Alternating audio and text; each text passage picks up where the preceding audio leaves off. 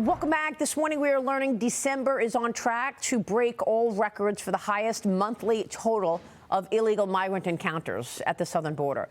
Customs and Border Patrol sources telling Fox News that so far this month, migrant encounters have exceeded 190,000.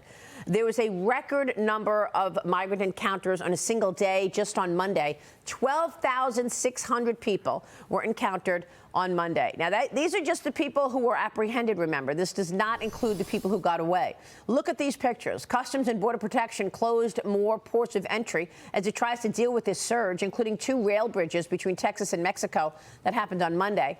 The pictures are stunning in Eagle Pass, Texas, with people waiting to get processed right now. Joining me right now is National Border Patrol Council President Brandon Judd.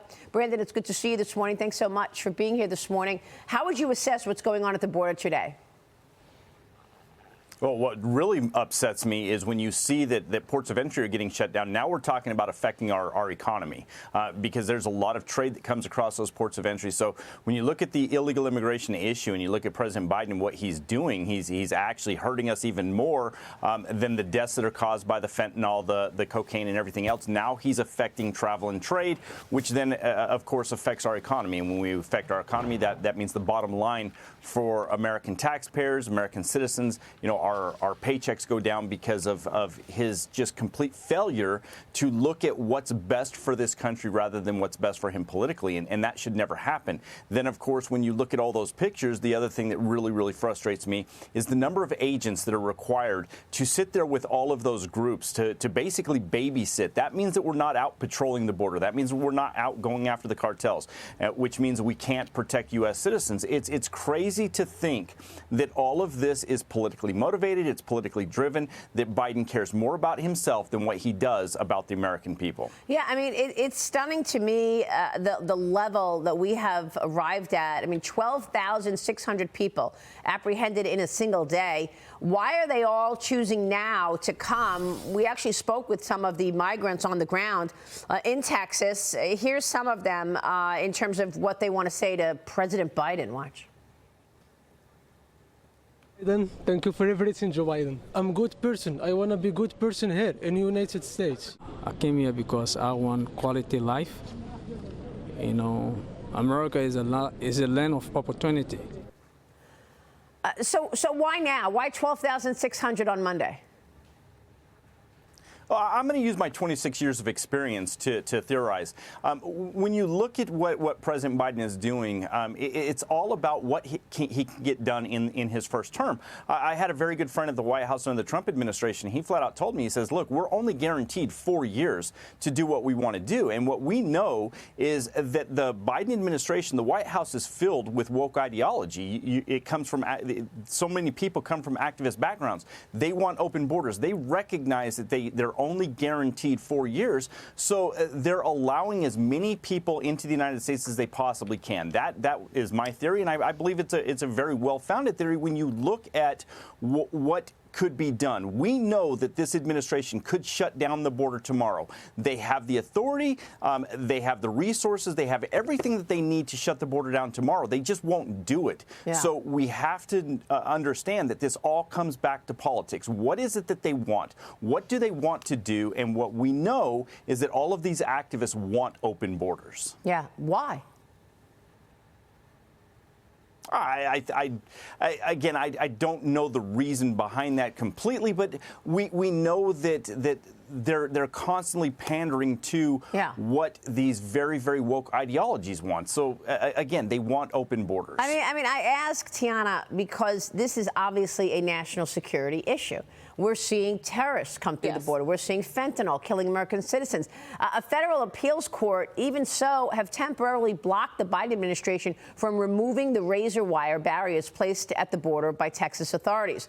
Of course, Greg Abbott told us that his state is being slapped with another lawsuit over its border policy. The ACLU now suing Texas over its new law, allowing local police to arrest migrants who cross into the U.S. illegally.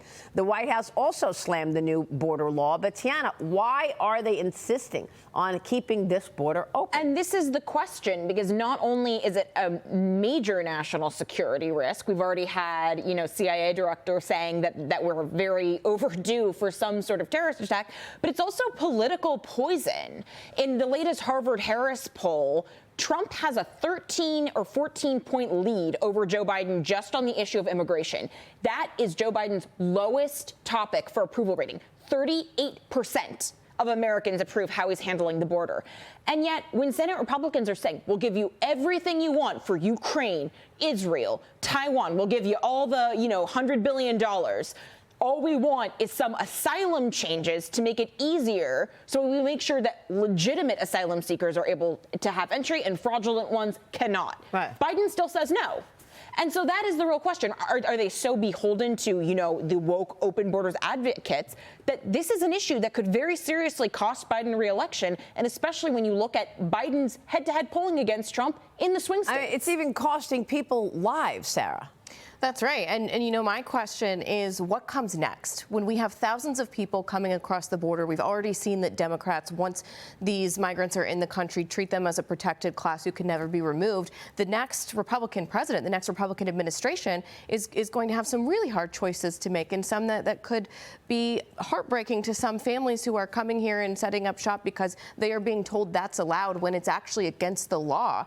So the question is, what comes after this? What is the next Republican president supposed to do with this unprecedented problem of millions of people here illegally? Brandon, what about that? Because as soon as Joe Biden walked into the office of president, he overturned Trump's policies, which were keeping the migration at bay.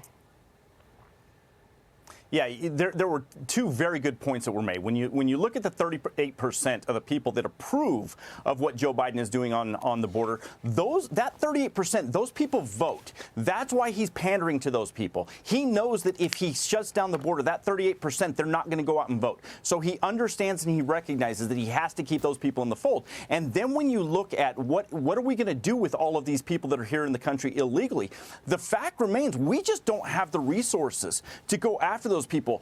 It is very clear that once you make it here into the United States, you are going to be allowed to stay. So we're changing everything. The rule of law is going right out the window. And even if we do change Congress as far as the Senate goes to Republicans, if the Republicans keep the House and then the White House goes to Republicans, what are they going to be able to do when we just don't have the resources to get rid of all of these people that are here illegally? And when I say get rid of them, again, we're talking about illegal immigration. Not legal. Nobody's against legal immigration. Nobody's against legal asylum. We're against the illegal aspect of it. Of course, yeah. And, depending on who you ask, it's between 8 and 10 million people who've come into this country illegally on President Biden's watch, who have been processed and who are here now waiting for court dates. We don't know when those court dates are. Adam, jump in here. Some of these people never show up for court dates. Yeah, boy, that's the truth, Maria.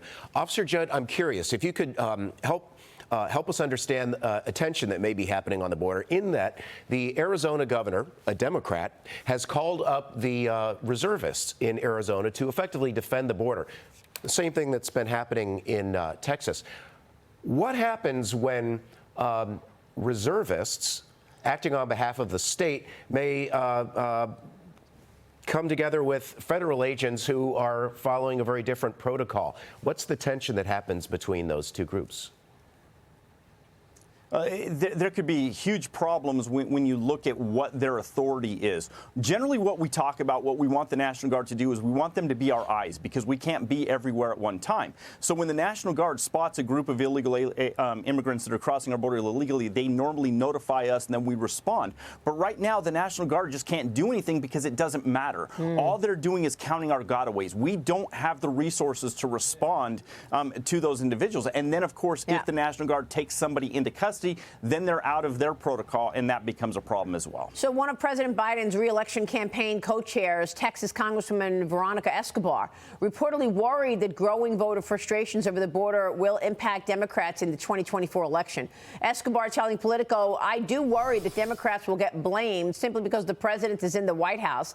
When asked if she thought Biden would pay a political price for the crisis, she said, "I hope not, but I'm afraid of that, Brandon." Everybody knows people are figuring figuring out what is going on here. Do you believe we're going to see, I mean, a minute ago you said there's no way of getting all of these people out. Are we at this point too late? I mean, Obama said he wanted to fundamentally change the country. Isn't that what this is doing?